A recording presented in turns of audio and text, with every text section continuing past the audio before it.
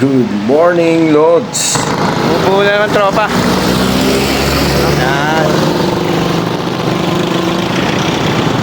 Isang A muna.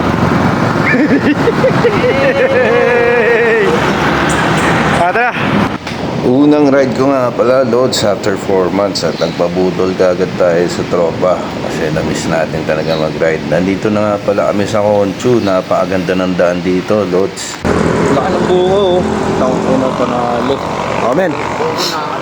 Buo muna kami sa statue.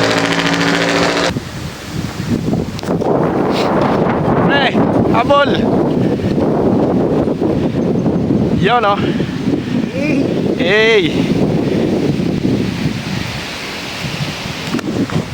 Lods, nandito na kami sa Arco ng Alfonso at nadaan sa tiyaga ng mga titos at gutom na nga ang tropa kaya kumain muna kami dito. Lods, after nito sa Lemery na pala kami dumaan at umiwas muna kami sa gilid ng tal kasi unstable pa ang bulkan at ito napigyan tayo ng opportunity makapasok sa loob ng simbahan at makapagdasal. Men. Yan o. Yan o. Susum ko na lang, ayan o. Susum na lang natin yan. Taal, sama na natin sila. For today's video, family picture. Lods, nadaanan nga pala namin ang Barangay Balisong at nakaka-amaze ang handscraft na ito at kultura ng Batanggenyo. At nandito na pala kami sa paborito naming kainan. Ito yung lagi namin kinakain dito, yung special sisig nila, mga Lods.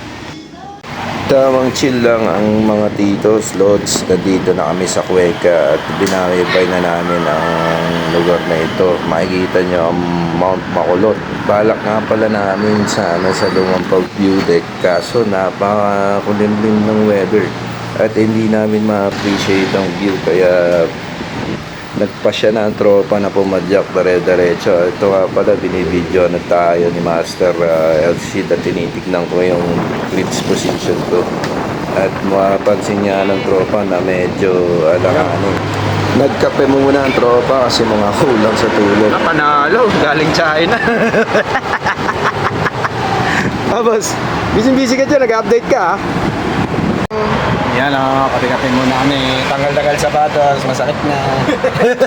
First time nga pala namin makaranas ng traffic dito sa SM Lipa, Batangas. Para kang nasa Aguinaldo Try Highway. natin yung tropa. Tayo, lapit na tayo. So, adjust natin yung clips natin. Attachment.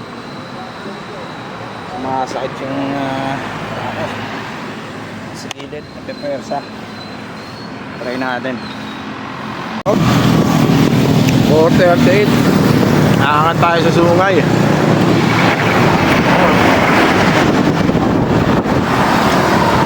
Habulin natin tropa. Ano, may bagyo rito sa sungay. Lakas ng hangin. Tangin.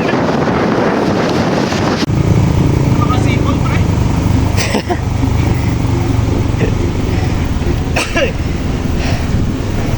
Hey! Banat! Lods, halatang napakaganda ng sipa kasi walang magsayo.